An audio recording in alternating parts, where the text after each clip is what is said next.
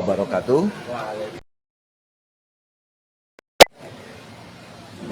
Grossever, majalah Gross Digital, garis miring Gross TV kembali mengudara.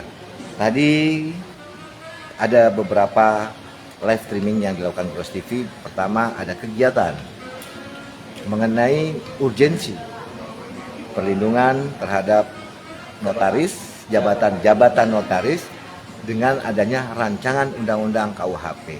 Dan di sela-selanya Gross TV juga sempat mau berdiskusi atau berbincang santai dengan Mahkamah Agung, dengan Dewan Penasehat Ikano Unpad, Pak Dr. Prof. Isis, dan yang punya status baru, Bang Badar Baraba. Dia dapat status baru, jadi Werda Notaris. Sempat juga ngobrol singkat. Dan di hadapan Gross TV ini, narasumber Gross TV yang mungkin sudah 3 tahun apa 4 tahun ya nggak ketemu untuk wawancara. Terakhir ketemunya main motoran. Bang Dr. Haji Dodi, Kang Dodi. Biasanya Gross TV manggilnya Kang Dodi, Kang Bro Dodi. Kang Bro, to the point aja ya. Ini kita mungkin sekitar 15 atau 20 menit lah kita diskusi. Ngobrol aja santai. Kang Dodi kan hadir ya waktu itu di Pekanbaru. Kalau menurut Kang Dodi, ini dari kacamata Kang Dodi yang juga menghadiri kongres luar biasa dan rapat pleno pengurus pusat yang diperluas garis miring Prakongres, itu seperti apa sih? Baik, terima kasih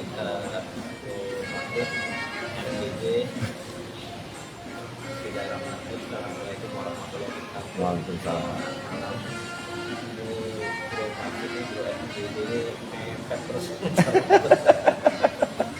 Super sibuk nih. Iya, narsum yang sangat super sibuk. Kalau nggak dipepet nggak ada. Alhamdulillah dari acara Lancar. Indonesia Jawa Barat kerjasama dengan kita Unpad sudah lancar, sukses. Cepat Cahyo hadir ya? Alhamdulillah tadi hadir. Iya. Pak Cahyo hadir, Pak Direktur juga. Iya, keren. Kang Adil, Keren. banyak sekali dari para petinggi dari Unpad juga. Narasumbernya juga Keren. hebat itu tadi. Ada Mahkamah Agung, Ada Mahkamah Agung. terus dari Pak Dr. Abdul Pak Asrul ya, DPR. DPR RI, Komisi 3. 3 ya. Provinsi ya. Provinsi. Asik tuh gitu. Keren. Cuman saya teman-teman ini kurang berani. Iya harusnya, lalu udah dipancing. Pancing-pancing yang ada pada ketakutan melempar berita-berita ya. Oke, Kang Dodi, balik ke topik Bang. Dari kacamata Kang Dodi mengenai kongres luar biasa di Pekanbaru. Kongres luar biasa di Pekanbaru. Alhamdulillah saya hadir juga kemarin di sana. Dari semua perjalanan organisasi dengan bertambah banyak jumlah dari anggota, sedikit kesimpulan saya hanya satu poin. Apa tuh? Kita memerlukan pembinaan terhadap anggota. Memerlukan pembinaan terhadap anggota Atas pemahaman dan pengetahuan tentang organisasi perkumpulan Ikatan Notaris Indonesia. Oke. Pembinaan anggota kita bicara di dalamnya ada anggota Biasa dan anggota luar biasa. ada Werda. Werda anggota biasa. Ada kehormatan. Oh iya. Kesimpulannya harus diadakan suatu pembinaan pada anggota. Anggota itu bukan berarti peserta kongres saja, bukan berarti dia peserta APD. Semua pengurus. Iya iyalah, pengurus ya anggota. Semuanya. Iya tanpa terkecuali lah. Emang kalau jadi abang jadi ketua DKP bukan anggota? Semuanya. Jadi baik pengurus daerah, Iya. sampai pengurus pusat, kita harus belajar sama-sama. Memahami organisasi. Memahami tentang anggaran dasar dan kode etik dan seterusnya tentang organisasi. Oke. Jadi pembinaan anggota itu dalam arti bahwa kita harus betul-betul mekanisme organisasi itu bagaimana, alat panel sendiri kode etik itu apa, peralatan itu seperti apa, usaha bagaimana, wilayah itu harus kita belajar bareng. Selama ini jujur saya mengikuti tentang perjalanan kalau tidak 100%. Itu penguasaan tentang organisasi hanya dikuasai oleh segelintir orang. Dari puluhan ribu, belasan ribu sebelumnya. Oh, oke. Jadi perjalanan panjang. Oke. Jadi perjalanan panjang dari jumlah 4.000. Sekarang sudah hampir 20 ribuan. Sekarang saya tadi dalam seminar menyampaikan menyitir merujuk dari pendapat Menteri bahwa jumlah kita sudah 19 ribu sekian. Ya, hampir 20 ribu lah. Artinya PR semua. Tapi bagaimana anggota-anggota yang tidak di dalam pengurusan ataupun di level pengurus daerah itu memahami dan peduli tentang organisasi. Kalau pengurusnya sendiri juga tidak memahami dan tidak menguasai. Oke. Jadi kita harus sama-sama belajar. Saya lihat dari proses perjalanan sana, disitulah saya lihat kita belajar berorganisasi, kita belajar menjalankan organisasi, kita belajar berdemokrasi, kita belajar bagaimana menyampaikan pendapat secara langsung, bagaimana kita mengambil keputusan secara bersama. Itu mekanisme itu sudah bagus dirancang dalam anggaran dasar dan anggaran rumah. Namun, Tapi ya itu yang tadi saya lihat, kita semua sama-sama harus belajar. Kita semua ya. siap. Yuk kita diskusikan lagi, kita baca sama-sama. Membaca anggaran dasar, anggaran rumah tangga ada skema, ada aturan. Pasal-pasal itu tidak bisa diteliti sendiri. Satu lain juga kaitannya itu cara belajar. Terus mau hukum paham. Ya kan? Kita kan ingin menjadi baik. Betul. Kita tanggal 1 Juli yang lalu ulang tahun. Iya. 115 jadi. 114 sorry. Sudah perjalanan yang umur sebenarnya. Tapi kenapa kita jadi keadaan seperti ini? Jangan jumlah anggota pertama. Terus regenerasi dari yang sebelumnya pada yang berikutnya itu agak kurang. Kita harus belajar sendiri dan sebenarnya bisa kelihatan ya, anggota luar biasa dia ujian kode etik misalnya, pemahaman tentang organisasi bagaimana untuk melihat adakah kecintaan dia terhadap organisasi. Itu terlihat bisa kecintaan terhadap organisasi dapat diketahui kalau kita sudah tahu di dalamnya ada apa. Dalam diskusi kita beberapa waktu yang lalu kita bicara gedung besar, betul, kapal besar, betul. perangkat kapal besar ini apa saja. Nah, tidak boleh di antara kita itu bertukar ketidaktahuan, menafsirkan sendiri-sendiri, tidak boleh. Itu kira-kira. Jadi kesimpulan kemarin KLB kita masih harus belajar banyak hal-hal yang masih relatif saya katakan salah, tapi kesempurnaan itu harus maksimal, persentase antara kesesuaian dan tidak sesuai. Ya, tapi kan kalau melihat perjalanan INI yang sudah 114 tahun kan berarti sudah berpuluh-puluh kali kongres, berkali-kali prakongres. Dalam artian kan ya kan diatur juga. Tadi kan Kang Bro menyinggung bahwa itu mekanismenya diatur. Bagaimana sih kongres luar biasa itu berjalan? Bagaimana sih kongres itu berjalan? Kongres atau kongres luar biasa sesama ya? Iya, itu salah satu perangkat kita. Dalam artian tingkatannya sama. Baru RP3YD atau Rakernas, baru Prakongres kan begitu. Nah, kalau melihat mekanisme yang dilaksanakan di KLB Pekanbaru, kan yang maaf nih, saya orang luar melihat biasanya kan kontrol media sebagai kontrol sosial, betul. Nah, biasanya kan ada pembacaan hati, kemudian ada penyampaian agenda, kemudian baru menampung tadi kan ada berdiskusi, menampung aspirasi pendapat dari anggota. Karena kalau nggak salah saya baca di pasal 18 tentang presidium itu kan menampung, mengumpulkan apa sih pendapat dari peserta atau anggota, kemudian menyimpulkan dari keinginan-keinginan anggota itu. Nah kalau Kang Dodi lihat yang kemarin itu seperti apa? Waktunya hanya 15 menit loh Pak. Tercepat loh itu di 15 menit. kurang lebih 15 menit. Kemarin kita panjang berputar di mana itu ya? Break 3 jam. Sebelum break itu loh, sebelum break itu. Yo kan sebelum break kan memenuhi quorum. Di skor 3 jam. Kemudian pas 3 jam berlalu masuk langsung terjadi silang pendapat. Kemudian nggak lama kemudian diputuskan. Iya. Langsung diputuskan berarti ya. Iya. Ya kita kembali, semua itu kita kembalikan ke kita. Oke. Kita kembalikan ke anggaran dasar Mm-mm. pimpinan sidang, baik kongres maupun kongres luar biasa itu adalah prosedur. Siapa prosedur jelas diatur. Betul. Ya nanti Mm-mm. kewenangan prosedur apa ada di situ. Iya. Di pasal 18. Kita bicara Pasal 18 kalau nggak salah Bang. presidium kan pemimpinnya jelas 3 orang ada itu di ayat 1. Di ayat 3 itu kan anggota presidium siapa aja, wakil-wakil dari pengurus wilayah. Betul.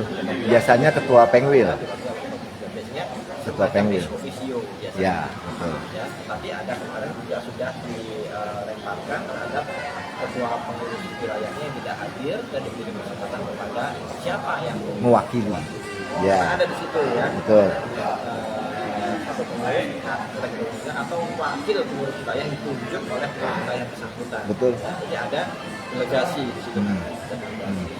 Yang paling ada ditanya kemarin masalah apa di Bali ya.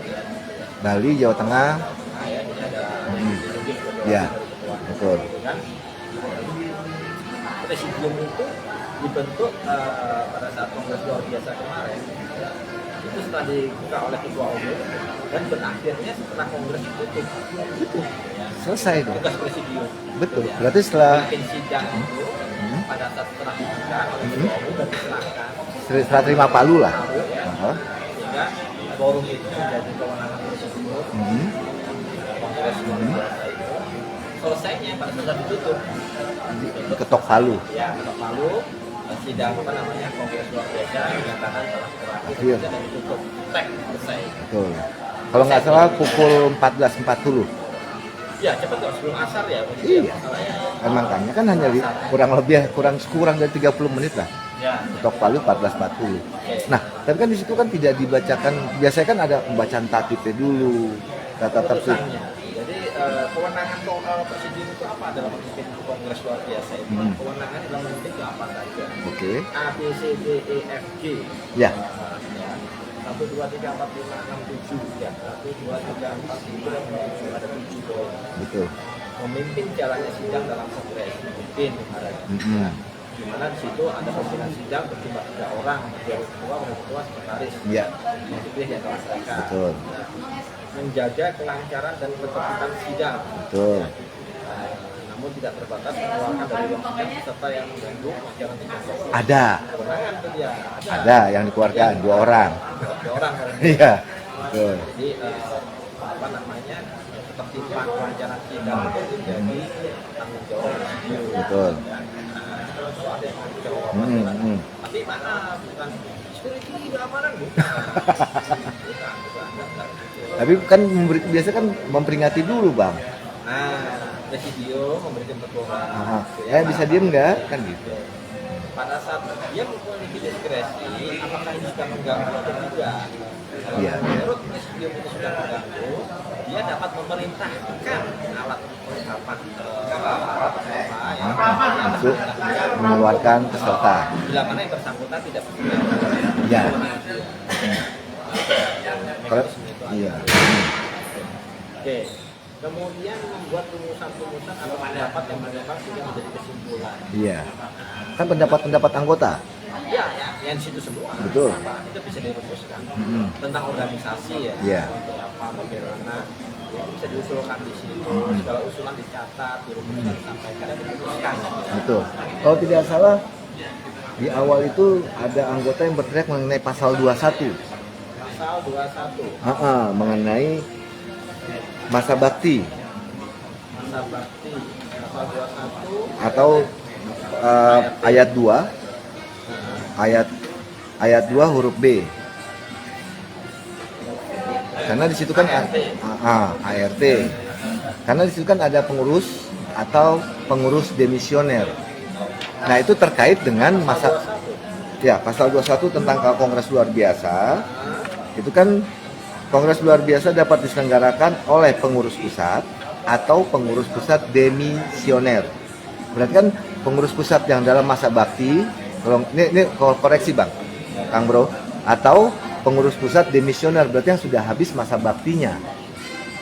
Oh, Ya, kan gitu. Itu kan dituntut oleh anggota. Diputus. KLB-nya dulu.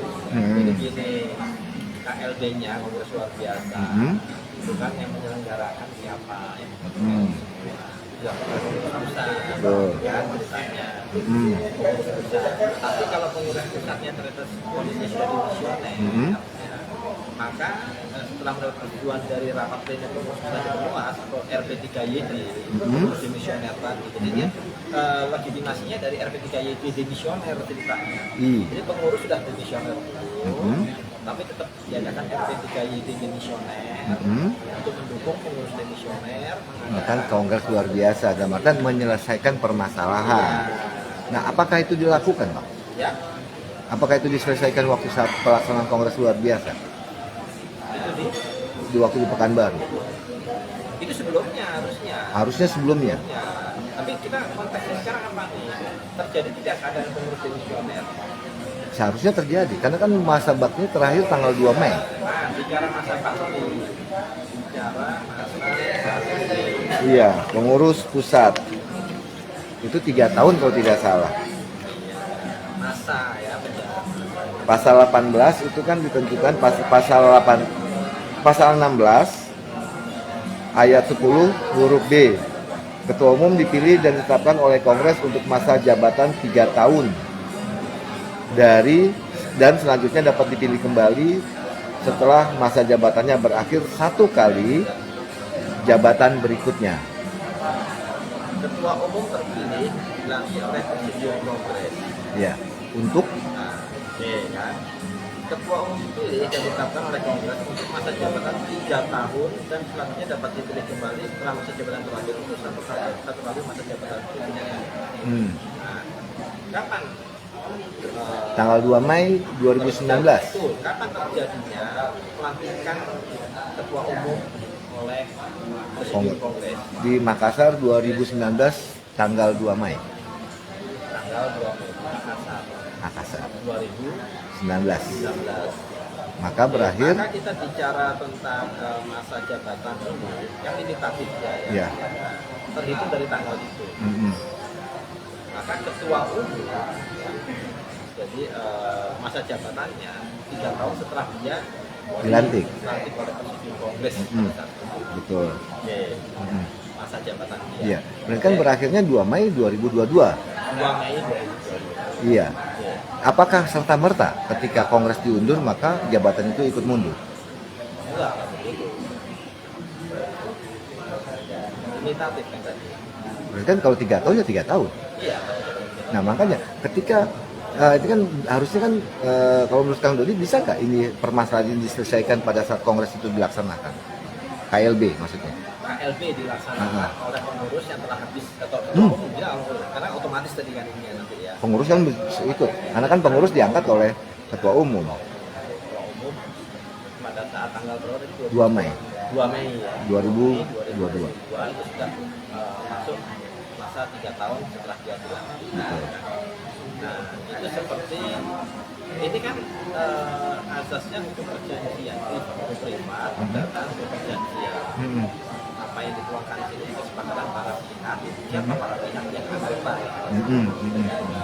Nah, sehingga apa yang terjadi, apa yang kita coba ilustrasikan ya, analogikan dengan konstruksi organ dalam perseroan terbatas. Oke. Ini semua paham semua teman-teman jago. Pas, ya iyalah. 2007 kan. Ya, apa yang terjadi pada saat direktur utama atau direksi lembaga direksi habis masa jabatan? Rups, Kewenangan tertinggi terhadap perseroan ada di mana? di Rups. Di para pemegang saham. Iya, rapat umum pemegang Kalau saham. kita dalam organisasi perkumpulan, di kewenangan tertingginya di mana? Di Kongres atau Kongres luar biasa. Jadi artinya bahwa ada tidak legitimasi dari kongres atau kongres luar biasa atas keadaan lewat waktu atau habis masa jabatan tadi. Ya itu kan makanya itu yang dipertanyakan oleh anggota pertama tanggal 21. Pasal 21 ini udah habis. Kan demisioner, berarti kan KLB-nya Tunggu, dilaksanakan. kita jangan ngomong komisioner dulu. Masa aktifnya habis, non Masa aktif. aktifnya habis. Hmm, hmm, Apakah dia berwenang? Nanti ke sana nanti. hmm, Kewenangan ketua umum. Kewenangan ini bagaimana? Arti kewenangan itu ada dua kalau dalam konstruksi perkumpulan ya, sebagai badan hukum Ya, bertindak di dalam pengadilan ataupun di luar pengadilan. Ya. Itu kan bahasanya. betul. Artinya dia sebagai alat perlengkapan organisasi yang ini juga diatur. Hmm, Kita bicara kewenangan, kita nanti akan lanjutkan kewenangan di ceritanya tentang kewenangan.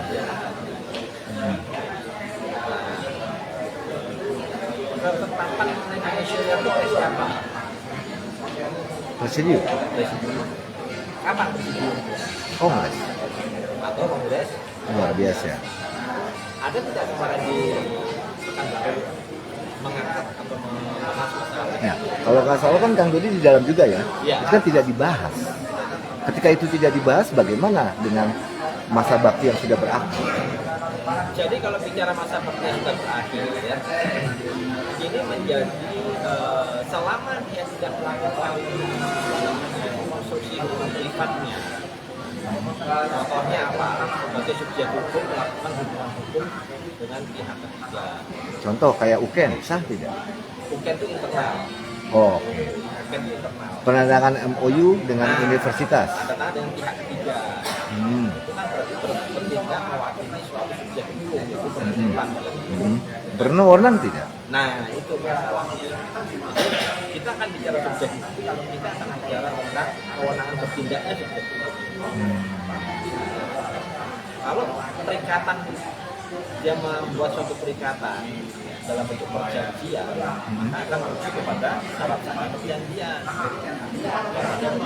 Iya. Nah, syarat subjektif kalau di syarat-syarat perjanjian. Betul. Tidak. MOU itu apa? Ada sebuah perjanjian, Ya tadi ada subjek, ada objek sifatnya hukum. masih umum. Ya, kita akan bicara konstruksi subjek hukumnya, berwenang tidaknya di situ. Itu ke eksternal atau keluar. Iya. Nah di internal bagaimana? Nah di internal bagaimana? Itu saya lihat itu belum ada aturan secara teknis yang mengatur di anggaran rumah tangga. Yang mengatakan habis masa jabatan. Dan dia nanti itu harus dipertanggungjawabkan segala sesuatu di hadapan kongres atau kongres luar biasa. Nah, kenapa tidak dimanfaatkan di Kongres luar biasa Pekanbaru? Kenapa? Nah justru itu, karena isunya itu berbicara tentang apa Pekanbaru. Itu yang itu saya katakan kita harus sama-sama belajar. Ada hal-hal yang harus kita luruskan. Apa legalitas masa jabatan yang telah habis ini harus diratifikasi oleh kongres luar biasa. Tapi tidak dilakukan. Tidak dilakukan. Kalau bahasa angkatan kan ratifikasi ya. Iya. Nah, kalau dengan tidak dilakukan itu bagaimana? Kan tidak dilakukan. Terus bagaimana tindakan-tindakan hukum selanjutnya? Oleh pengurus. Oh, Ada tidak larangan. kalau tadi kan Bang Unggo bilang tidak dijelaskan secara rinci, secara jelas. Tapi kan apakah itu terkait dengan pasal-pasal selanjutnya?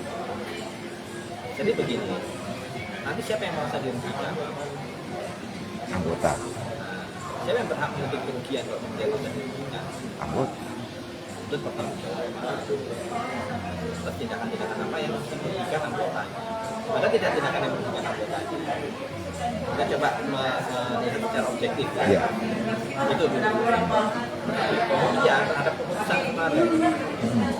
Keputusan dalam KLB sah tidak keputusan itu? Nah, sah nggak? Menurut Kang Rudi sah tidak? Dan keputusannya kalau tidak salah di pukul 14.40 itu tidak ada perubahan materi anggaran dasar, tidak ada perubahan materi anggaran rumah tangga, tidak ada perubahan materi kode etik. Kode etik diserahkan kembali kepada tim ad hoc. Betul. Nah, yang menjadi pertanyaan saya kalau bicara keputusan itu, Tidak ada perubahan anggaran dasar, tidak ada perubahan anggaran rumah tangga, tidak ada perubahan kode etik. Jadi kembali lagi kepada yang ada yang sudah masih berlaku. Betul. Yang jadi pertanyaan, apakah keputusan tidak ada perubahan anggaran rumah tangga itu di Kongres luar biasa atau di Rakornas? Anggaran rumah tangga itu sebenarnya kewenangan RP3JB ya. Iya, kenapa di Kongres luar biasa ditetapkannya, diputuskan? Iya, masuk di berita acaranya ada. Ada ya. Karena kita bicara apa saja Kongres itu. Iya. Kemudian kalau tidak salah juga pada pukul 17.30 Kongres membicarakan dan memutuskan tentang penilaian pertanggungjawaban. tidak ada. Belum di sana. Tidak ada. Ini kan apa namanya berlaku Kongres luar biasa. Berlaku. Betul. Di Talis. Itu kan berarti menyangkut masa bakti kan? Iya. Usul-usul peserta Kongres. Kalau usul apa saja kemarin? Pasal 21 ditolak disuruh keluar orangnya. Ya. Ketika mengusulin pasal 21 untuk dibahas, tidak dibahas. Garis-garis besar program kerja perkumpulan. Nggak ada. Pemilihan antara Ya kan itu Kongres luar biasa. Perubahan kode etik notaris. Ada. Tadi perubahan anggaran dasar dulu. Ada. Ada kan? Perubahan kode etik. Tempat Kongres berikutnya. Itu kan bukan Kongres, tapi kan Kongres luar biasa. Di Kongres, oke. Ya, karena kan itu diterapkan di Makassar 2019. Tempat penyelenggaraan Kongres itu ditetapkan oleh Kongres. Ya, di Makassar 2019. Makanya tidak dibahas. Betul. Pengangkatan anggota kehormatan, Ya. penghargaan, Ya. jasa dan seterusnya. Nggak ada. Pemeriksaan tingkat banding antara perhatian anggota, bagaimana keluar keputusan Dewan Kehormatan, Betul. hal-hal lain yang dianggap penting. Hal-hal lain. Nah, masa bakti apakah tidak penting? Ya, Masa kepengurusan apakah tidak penting? penting. Kenapa tidak gitu? Kenapa nggak diusulkan? Kan saya bukan anggota bang. Orang ngusulin pasal 21 aja tidak dibahas. Kalau tidak salah, orangnya disuruh amanah suruh keluar. Nah, kalau ngeliat dari itu gimana bang? Kamu?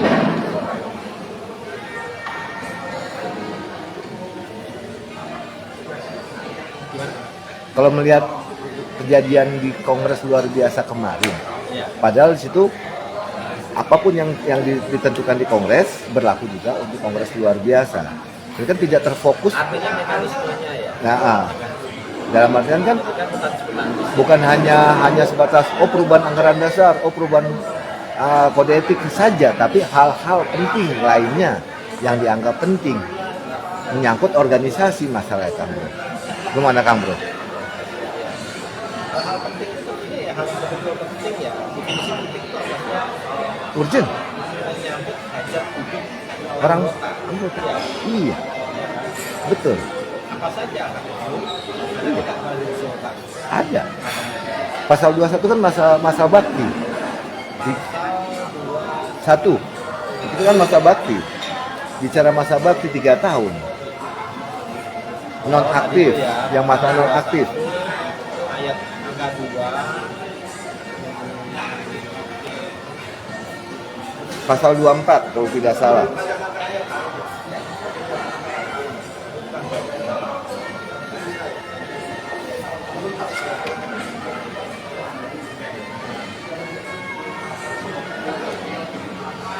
Itu kan dipertanyakan juga masa bakti kalau tidak salah oleh anggota.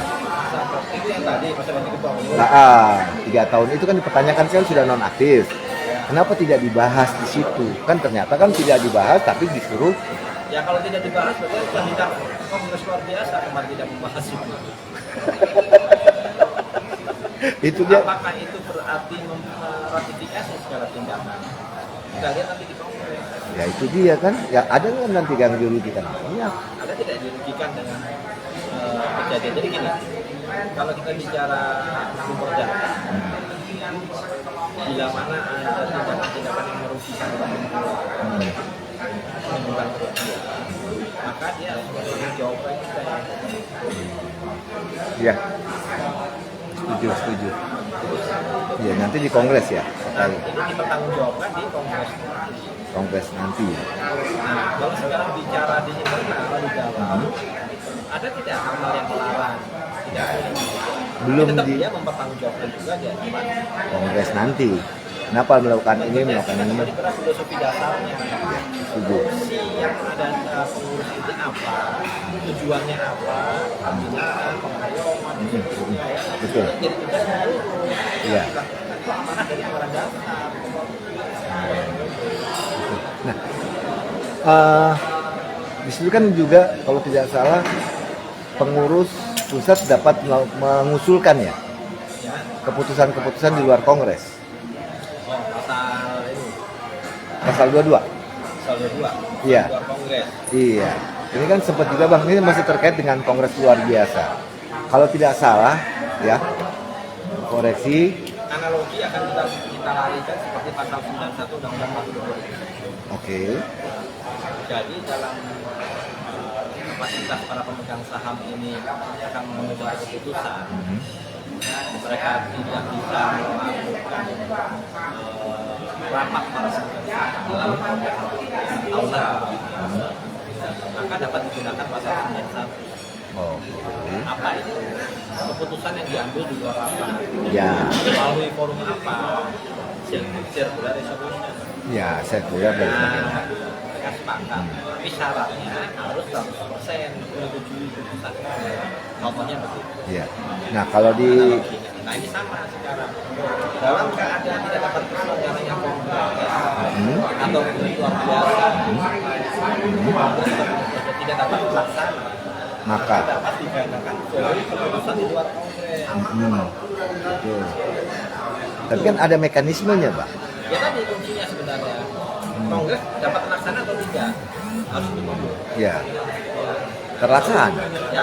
Terlaksana. Alasan dasarnya harus ada bahwa karena kongres tidak mungkin dilaksanakan, maka dapat diadakan suatu keputusan yang sederajat dengan keputusan kongres ya dipersamakan dengan keputusan kongres adalah diambil di luar kongres dengan syarat-syarat sebagai berikut.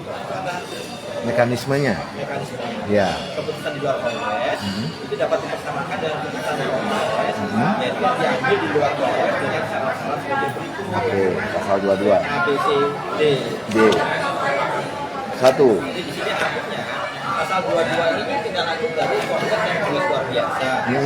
Bila mana kongres yang kongres luar biasa tidak dapat terlaksana, Maka dapat diambil keputusan di luar. misalnya ketika kita ada kondisi pandemi, Ya. Betul. kondisi pandemi tidak mungkin dilaksanakan Kongres. biasa. Seharusnya bukan berarti tidak ditunda. Forum ini dapat dipakai, Oke.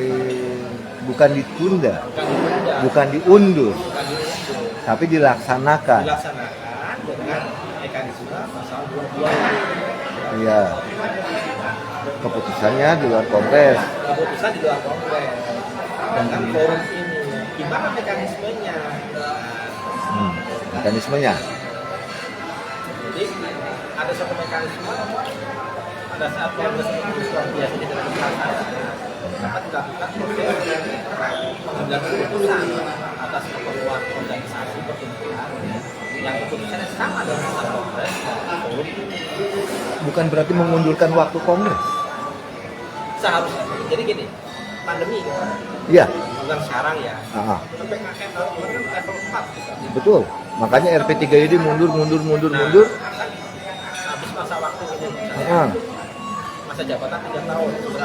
Ya ini harusnya forum ini yang dipakai menurut saya. tidak perlu dilakukan kongres luar biasa, tapi ini yang Tidak dipakai. perlu diundur, tapi ya dapat mekanisme. Keputusan di luar kongres. Iya, siapkan nanti akan dikirim dengan keputusannya nih kan. Kemudian jadi apa saja keputusan yang akan diambil? Hal-hal mendesak apa? Itu bisa diputuskan. Hanya saja mekanisme pemilihan ketua umum sulit. Betul. Harus melalui kongres. Nah, Tapi hal-hal lain tadi ya bisa diputuskan. tapi bisa nggak ketika pasal 22 atau referendum ya, istilahnya kan referendum, Bukan referendum. keputusan di luar kongres. Di luar kongres. Pasal 22 itu untuk mengundurkan waktu kongres atau mengundurkan waktu kongres luar biasa. Nah, kita bicara jadi gini, kongres itu diadakan kan berapa tahun sekali? 3 tahun. 3 tahun. Sama sifatnya limitatif gitu kan. Nah, terakhir kongres apa? 2 Mei. 3 tahun berikutnya harus diadakan kongres. 2 Mei. Kalau ini tidak dapat dilaksanakan, maka dapat disebut forum mekanisme. Pasal 22. Tapi kan sebelum tanggal 2 Mei sudah ada keputusan luar kongres memundurkan waktu kongres luar biasa tanggal 23 Februari. Mekanisme apa ya kemunduran itu ya? Saya mengerti. Iya, karena alasannya pandemi sehingga karena ada Mekanismenya apa yang dipakai untuk pengunduran itu? ya alasannya karena ada pandemi sehingga pelaksanaan RP3YD mundur terakhir itu di Batu Malang. RP3YD sebelum Pekanbaru. Nah, di Batu Malang itu kalau tidak salah koreksi itu kan sempat Gros tanya ke pengurus pusat, masih aktif waktu itu karena belum bulan-bulan Mei, masih di bulan-bulan November kalau nggak salah. Kapan setelah RP3YD di Batu Malang? Dijawab oleh ketua umum saat konferensi pers itu kalau tidak Maret, April. Jadi penetapan pengunduran itu apakah kewenangan pengurus? Harusnya anggota ya, karena berdasarkan pasal 22. Jadi Tapi kalau mengusulkan boleh kan? ya Mengusulkan boleh. boleh mengusulkan ditetapkan oleh Anggota. melalui kongres atau kongres luar biasa. Tidak dapat terlaksana bisa dilakukan melalui forum di luar Kongres pasal mekanisme 22. tadi. Berarti mundurnya aja sudah Dilaksanakan nggak kemarin? Tadi saya katakan ayo kita belajar sama-sama.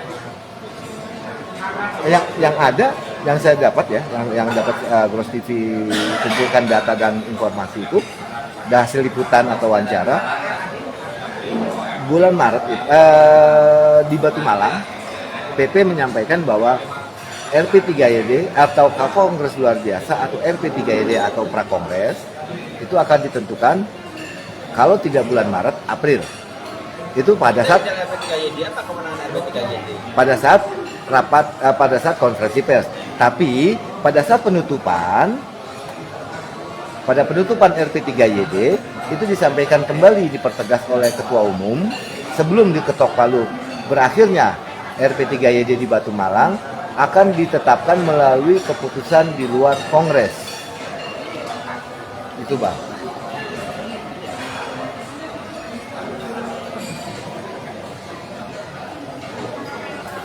Tapi waktunya belum ditetapkan melalui keputusan luar kongres, sudah ada keputusan luar kongres memundurkan pelaksanaan kongres luar biasa dari bulan April. Oke, memundurkan misalnya, tapi legitimasi dari pemunduran itu harus ada di anggota seperti menurut saya. Artinya diusulkan.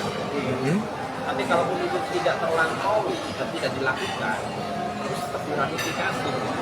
Pada saat kongres luar biasa, tapi kan tidak dilakukan. Nah itu kan kita belajar sama-sama berorganisasi. Berarti kondisinya Masalah bukan masalah ya. Untungnya antara ini masih bicara internal. Belum ada hubungan dengan pihak lain. tapi kan belakangan ini ada tindakan-tindakan. Tindakan ini adalah pihak ketiga yang dirugikan, pihak luar. Kalau dia yang dirugikan atas hal ini, dia bisa berhak dengan yang dirugikan perbuatan hukum yang mereka dirugikan. Hal yang bisa kata perdata. Iya. Ada unsur kerugian tidak? Ada perbuatan melanggar hukum. Akibat perbuatan melanggar hukum itu menimbulkan kerugian. Ada tidak? Ada. Pihak ketiga ya. Ada. Internal tapi. pihak ketiga, kita nggak bicara di dalam ini pihak ketiga, pihak luar, subjek hukum yang lain. Belum. Baru kalau tidak salah terakhir itu mengadakan kerjasama dengan sebuah universitas swasta di Jawa Tengah. Subjek hukum yang lain. Iya, Unisula. Kita nggak bicara internal. Internal semua apa keputusan internal itu nanti tergantung kongres. Iya, Uninsula. Ada MOU dengan Uninsula. Asik ya organisasi itu ya. Good. Pembelajaran ini yang belum ada.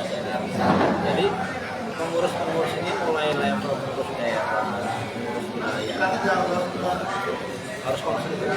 Berarti selama ini memahaminya Bukan sekedar memahami kepedulian anggota ada tidak? Jangankan itu ya, membaca ini ada tidak? Setelah membaca, mencoba memahami. memahami dan menjalankan ini, menjalankan organisasi ada tidak? Itu kecintaan kita pada organisasi. Kita nggak bicara tentang siapapun ya. Ya, betul. Tapi bagaimana kecintaan kita terhadap organisasi? Tadi dalam forum seminar sudah saya sampaikan. Saya tegaskan dalam posisi Care terhadap organisasi. semua kelompok organisasi. Karena ini rumah kita. Betul. Betul, setuju. Lalu di awal dari semua kita saling sama-sama bekerja. Ayo kita. Tapi bisa nggak dapat merugikan terhadap salah satu anggota di dalam? Nah kalau merugikan internal diselesaikan secara internal. Begini sekarang, pengurus bertanggung jawab menjalankan organisasi sesuai dengan ketentuan anggaran dasar, anggaran rumah tangga dan keputusan kongres. Iya. Ada tidak yang dilanggar oleh mereka yang dalam jadwal keputusan? Mulai level pekda, daerah, wilayah sampai pengurus pusat. Itu yang dapat ditentukan juga. Ada. Contoh kayak kasus yang saat ini terjadi, adanya gugatan, adanya laporan, karena salah satu pengurus wilayah itu dicabut SK-nya di luar masa bakti. Nah, Setelah tanggal dilaporkan 2 apa itu? dilaporkan ke polisi, ke Polda. Pidana 263. Delik apa? 263 junto pasal 55. 263 itu membuat Surat ya harus dibuktikan dulu nanti. Apa? keterangan di luar kewenangan. Ada lagi delik lain itu Pasal menjalankan kewenangan di luar kewenangan. Ada lagi. 264. Tapi kalau membuat dokumen palsu ya itu adalah deliknya. Iya. Beda-beda teman-teman. Iya, betul. Unsur deliknya apa nanti diperhatikan. Saya bukan pakar hukum pidana. Iya. Tapi nanti coba ditelaah ada unsur delik pidana yang melanggar di dalam. Iya. Tentunya sama, ada pihak yang dirugikan. Ada. Ini yang melaporkan. Betul. Jangan dibuktikan dulu. Kita proses apa acaranya, proses penyelidikan dulu. Dalam tahap penyelidikan kita nanti ditemukan unsur asetnya tempat ini tidak ada kaitan antara apa juga sebenarnya alat buktinya ada atau tidak sehingga layak naik menjadi penyidikan. Bahkan penyidikan itu bukan aja digali alat bukti, Penyidikan penyidikan baru gelar perkara. mana tuntutan dan diserahkan kepada JPU. Ya. Tapi kalau memang tidak ditemukan dalam proses laporan dan sebagainya tidak dimungkinkan untuk ditahan juga ada panjang. Betul. Delik ya kalau delik. Nah, Iya. delik itu Nah. bicara tentang perbuatan. Pelakunya subjek hukum. Iya. Orang. Nah, berarti kalau dia mencabut SK yang dia keluarkan, tapi di luar masa bakti, apakah itu tidak sebuah perbuatan? Apapun yang dilakukan harus dipertanggungjawabkan di hadapan kongres. Di Kongres nanti. Iya. Tapi jawabannya kan di situ. Kalau personal yang dirugikan dia bisa berhak untuk. Ya. Nah, dia tuntutannya apa? Kalau perdata dan keterangan. Berarti ada kerugian material dan imaterial. Ya, kalau pidananya ada perbuatannya itu melanggar deliknya itu pasal berapa yang tadi. Oleh siapa subjek hukumnya siapa? Iya. Pasal Pak. kira-kira begitu. Nah, kalau melihat kondisi saat ini, jadi gimana Pak kesimpulannya? Organisasi yang Saat ini ya Allah ya problem kita itu di luar begini. tapi di dalamnya kayak begini. Menjadi satu konsekuensi logis dengan jumlah anggota yang banyak. Kita siap atau tidak harus berkembang juga. Wadahnya harus kawasan pengungsi juga harus. sifat-sifat ego Makanya bukan pimpinan, pengurus. Berarti harus berani mengurusi. pengurus itu harus totalitas kita nggak boleh jadi pengurus karena gini ya secara filosofis tadi kan dia membawahi awak beberapa orang Mengurusi orang-orang di belakang ini. menuju akhirat ya. Iya bener-bener di akhirat 20.000 orang yang harus dia urusi. Dan semua itu harus ya itu tadi sebuah konsekuensi ya. Dalam artian kan gini, Pak, kalau pengurus tidak dapat mengurusi 20.000, bagaimana dia mengurus dengan eksternal? Dengan eksternal kan ada kaitannya, kayak tadi rancangan undang-undang KUHP. Kan ini kan sebuah problem besar di luar, tapi di dalamnya kondisinya seperti ini. Apa Stakeholdernya kan kan gitu, Pak? lembaga notariat tadi, Kemenkumham, PPAT, Presiden. Iya, iyalah banyak. Itu Kesimpulannya apa, Bang? Berarti apa solusinya berarti dengan kondisi seperti ini? ya dibutuhkan nomor satu kepedulian, nomor dua kita belajar sama. Saya bicara demikian sebentar. Nah, kita belajar kita diskusi. Dari hasil diskusi itu oh iya tidak berarti semua itu kita yang paling benar. Benar, setuju. Tapi ada asas-asasnya cara membaca peraturan tadi bicara masalah emosional Keterkaitannya ada. kaitannya ada. Berarti Saya merasa ada sedikit rasa bersalah juga ya. Ini kemarin fenomena itu saya lihat pada saat di Pekanbaru. Ih. Saya nonton, saya lihat. cuma nonton, cuma ingatin. Aku kan di luar, Bang. Saya di luar, abang kan di dalam. Nah itu ada rasa gimana ya caranya. Nah, solusinya apa? Kakak itu oke lah, itu sudah berlalu. Ya kan beberapa minggu atau beberapa 1 bulan yang lalu, bulan Juni, Juli, Agustus sekarang sudah 2 bulan yang lalu. Nah, solusinya dengan kondisi yang tanda petik saat ini gimana? Apa? Kira-kira masih bisa Ya diurus? kan forumnya itu tadi. Kongres luar biasa atau bukan kongres. Tapi lebih baik apa? Keputusan luar kongres atau kongres luar biasa? Kita bicara manfaat udara bagi ya. Iya. Itu yang terbaik seperti apa lah. Yang kita pikirkan. Bahwasanya kepentingan yang lebih besar lah yang kita lakukan. Oke. Memang semua itu kalau timbul persoalan dispute dia diuji di pengadilan. Tadi kan adalah diuji itu masuk ke ranah pidana. Iya, betul. Tapi sebenarnya kita kalau bicara tentang asas kelindungan individu, ya sebenarnya kita lihat dari sisi perdatanya dulu.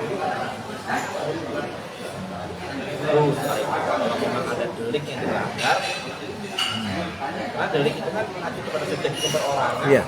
Dan hukumannya itu pribadi dia. Betul. Hukuman, penjara, delik yang Iya. Nah, dengan kondisi saat ini kan yang tanda petik yang akan mungkin ya yang akan diberikan adalah anggota dan organisasi. Karena apa? Karena berakhirnya masa bakti kan harus ada pemilu, harus ada ketua umum baru. Kan di sini. Ini yang dilematisnya. Itu apa solusi terbaiknya dengan kondisi seperti ini? kita tidak boleh berhenti roda Organisasi. Organisasi nggak boleh Ya, berhenti. oke. Bahaya. Bayangkan tiba-tiba pilotnya Terbang sendiri pesawat. Iya benar. Nyusruk ya nyusruk. jadi kita melihat kepentingan tadi ada hal-hal yang lebih besar ada hal yang bagaimana manfaat pada interaksi agar siapa tadi hubungan dengan di luar dan di dalam Itu akan terkait ke sana. Tapi kan dalamnya itu harus dirapikan dulu dalamnya ini. Kalau bagaimana bisa menjalin hubungan keluar ke eksternal kalau di internalnya masih makanya saya kondisi katakan seperti gitu ini. menjadi pengurus itu tidak mudah. Bukan sekedar bukan sekedar Price test, price PC, ya, ini akhirat. ketua-ketua, mulai ketua pengda, ketua wilayah, ketua umum ya, sudah membentuk ininya, strukturnya dia. Jadi sudah melihat dia kan bertugas menjalankan amanah keseluruhan kongres dan anggaran dasar pemerintah dalam bisa dilaksanakan. Berarti pelaksanaan ukurannya ke sana. Ukurannya ke sana. Nah, kalau saya lihat kemarin di Pekanbaru, ternyata dalam tanda petik ada kekurangan keberhasilan kita atau pembinaan kepada anggota sama kami. Anggaran dasar yang luar biasa. Saya aja kalau ditantang berpuasa tadi lupa udah saya. Karena kebanyakan yang bimbingan. Di sini diatur banyak. Kongres salah satunya adalah mengadakan pemilihan ketua. Iya. Ada wamen waktu, ada hak suara. Iya. Tapi ada kewajiban dari anggota biasa aktif yang memiliki hak suara itu dia harus mengikuti proses kongres, sidang-sidang komisi. Langsung. Secara langsung. Bukan hanya nyoblos aja dia ada. Iya, bukan. Ayo kita organisasi ini. Bukan datang hura-hura nyoblos saja. Siapa yang bikin? Sehingga kejadiannya beberapa waktu yang lalu draft perubahan anggaran dasar sudah disiapkan secara ya sudah, ya udah. Oke, setuju, tak harap. Pemikirnya hanya 1-2 orang. Maka sudah oke dipikir oleh 1-2 orang, sudah disetujui oleh kongres, disosialisasi kepada anggota. Ini sudah bagus, ini harus dicatat lagi, diperbanyak lagi ini kepada anggota. Kita jangan harus belajar kepada anggota. Bidang pembinaan anggota, teknik wilayahnya, daerah, sosialisasi. Tanpa terkecuali. Ya, tanpa terkecuali. Mau anggota, mau pengurus, wajib. Iya dong. Cuma kita kok. Terakhir Bang, ada yang disampaikan untuk teman-teman anggota dengan kondisi organisasi yang banyak yang gamang jadinya anggota ini. Gimana sih nasib KLB kemarin? Gimana sih RT3ED itu? Terus calon-balon yang seperti itu kan gimana nih kalau kondisi seperti ini? Kan gitu yang jadi kegamangan dari anggota. Ada yang disampaikan Bang terakhir. Mekanisme sudah ada. Sudah ada. Kita menggunakan tim verifikasi, kita menggunakan tim pemilihan, seterusnya dan seterusnya. Biarkan ini bekerja sesuai dengan sistem yang ada. Kita percayakan kepada mereka. Kalau menurut mereka ini jangan bekerja sudah. Mereka harus bekerja secara objektif ya. Tidak boleh ada kepentingan. Itu amanah tim yang lebih penting. Berarti tim Fertility Watch juga nggak boleh jadi tim sukses. Tim sukses. Itu sukses lah istilahnya. Boleh nggak mendukung seseorang dari tim Fertility? Prinsipnya kita harus objektif, tidak boleh konflik of interest. Kalau dia mendukung seseorang boleh nggak? Saya tidak bilang boleh tidak boleh. Amanah itu harus dijalankan secara objektif. Tanpa menimbulkan konflik interest. Itu nampak nanti dari hasil. Berarti alangkah baiknya jika tim Fertility Watch sendiri itu independen. Bukan independen, memiliki karena memang tadi objektivitas yang tinggi. Bukan subjektivitas. Ya artinya gini ya, artinya kalau dari awal itikat baik kita lah. Itikat baik, artinya kita sama-sama. Untuk kembali kepada moralitas kita harus selalu ingat pertanggungjawaban kita di dunia tadi. Paham. Memang kalau sama Kang Dokter ini tercerahkan ya. Enak membacanya pasal kecil ini terkait dengan ini terkait dengan ini, wow keren. Oke terus Evan, semoga apa yang dijelaskan oleh Kang Bro Dr. Dodi ini bisa membuka mindset pemahaman dan yang perlu digarisbawahi tadi oleh Kang Bro Dodi harus belajar anggaran dasar, anggaran rumah tangga, bukannya sekedar baca tapi memahami, membaca pasal, tidak bisa terlepas dari pasal-pasal yang lain. Berarti antara satu pasal dengan pasal yang lain harus saling memperkuat, bukan saling bersinggungan atau bertolak belakang. Seperti itu Kang Bro ya. Oke Grossever, demikian bincang santai Gros TV malam ini dengan Kang Dr. Haji Dodi ARI Jaya Atmaja SH SPN. Sampai jumpa di liputan dan bincang santai Gros TV selanjutnya. Wassalamualaikum warahmatullahi wabarakatuh. Assalamualaikum.